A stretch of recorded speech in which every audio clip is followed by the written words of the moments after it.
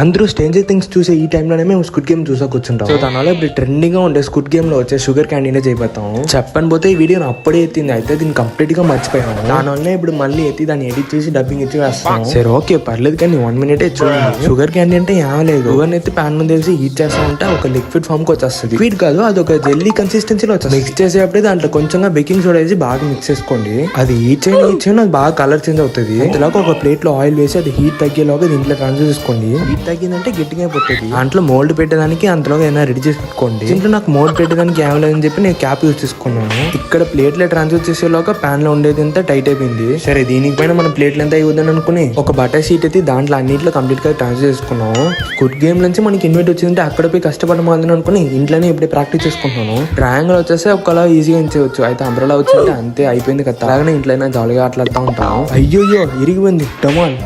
ఆ రోజు మాకు ఈవినింగ్ ఇట్నే పోయింది. నెక్స్ట్ రోజు చూసాం బాయ్.